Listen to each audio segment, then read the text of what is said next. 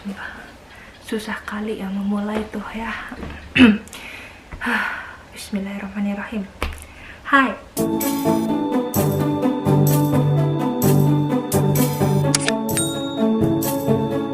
I'm a savage, classy, bougie, ratchet.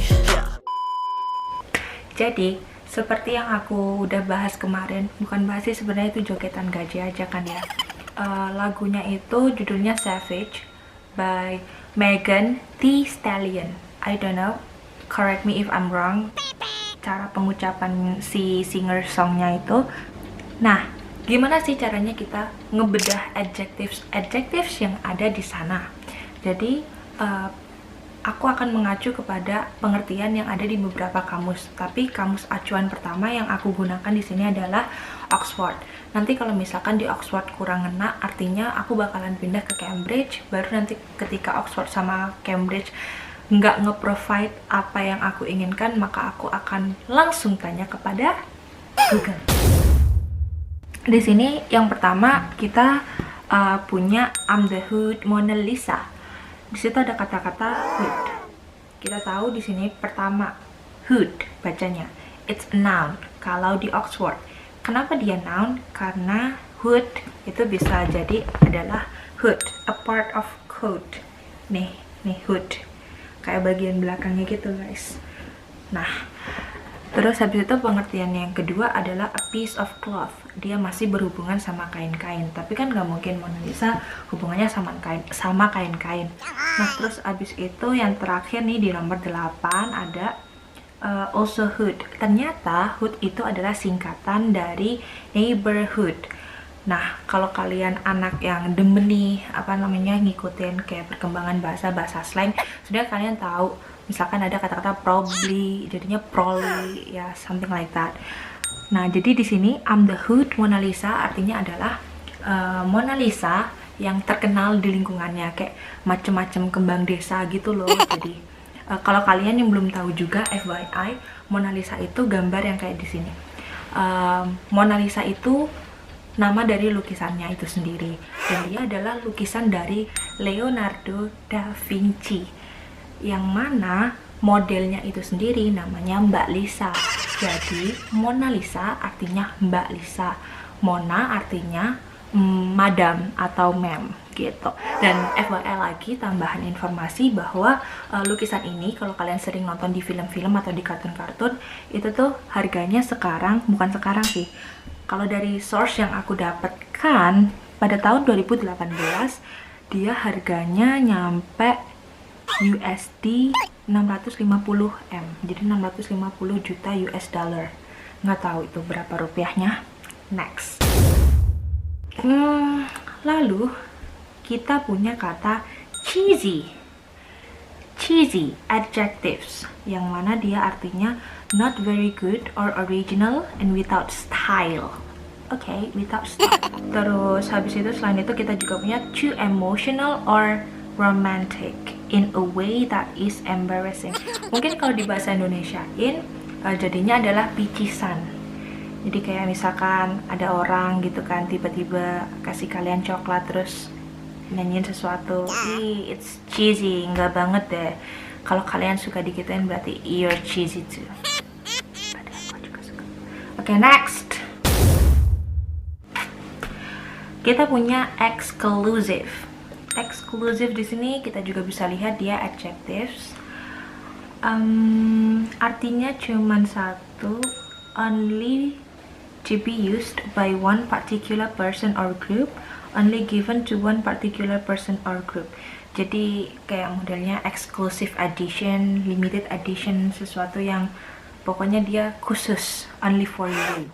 Terus next, kita punya lil. Kalau aku cari langsung di Oxfordnya, keluarnya kayak gini. Jadi dia tuh singkatan juga sama kayak tadi hood atau prolly yang aku sebutin. Lil itu singkatan dari little. Dia bukan lil tapi little. Dan of course everyone knows kalau little itu artinya adalah not big, small, smaller than others. Okay, it's clear. So next kita punya unbothered. Nah, un itu adalah penanda dari negatif. Dan kalau kita masukin ke kamus, kayak misalkan dislike, itu tuh nggak akan ada hasilnya. Jadi kalian harus carinya itu kata dasarnya like. Nah, untuk unbothered ini kalian harus memasukkan kata dasarnya, yaitu bother, bukan bothered. Dan lucunya lagi, di sini bother sebenarnya adalah verb. Jadi instead of an adjective, di kamus originally dia adalah verb. Yang mana artinya adalah, langsung aja ke pemakaiannya, langsung ada di sini. In UK, informal, not bothered atau unbothered. If you are not bothered about something, it is not important to you or does not worry you. Jadi kayak semacam misalkan nih kalian lagi marahan sama seseorang, terus abis itu mau dia masuk sumur kayak, mau dia apa kayak, kamu nggak peduli gitu, kamu terus ngomong sama orang yang ada di samping kan gitu kan.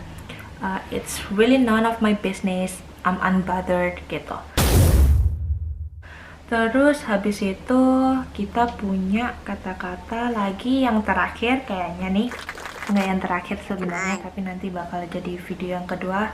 Because this is my trial, I don't know whether the result will be good. Jadi kita punya relaxing. Of course, relaxing itu adjective. Kalau di dolanan lirik kemarin, aku artiin.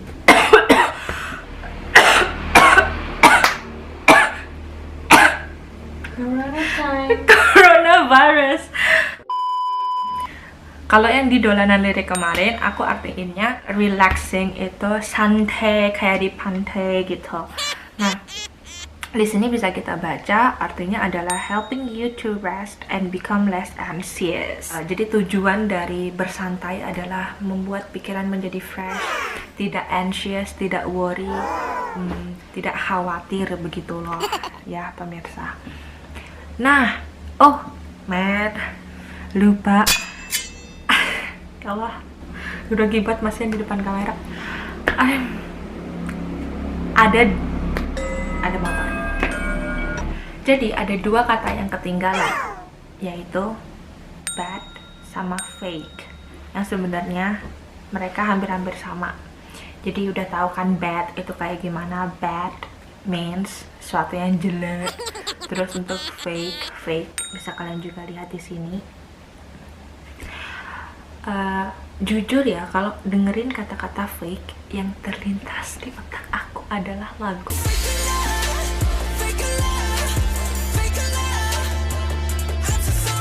Nah, untuk yang selanjutnya ada savage. Tapi itu biasa. Karena aku nggak ngerti ini jadinya kayak gimana. Oke. Kalau kalian ngerasa video ini rada bermanfaat ya, komen aja biar nanti aku buat lagi. Kalau kalian ngerasa ini tidak bermanfaat, ya sudah, maafkanlah karena sudah membuang-buang waktu dan kuota kalian. Tapi tetap aja aku bakal buat lagi karena aku ingin tahu seberapa seberapa limit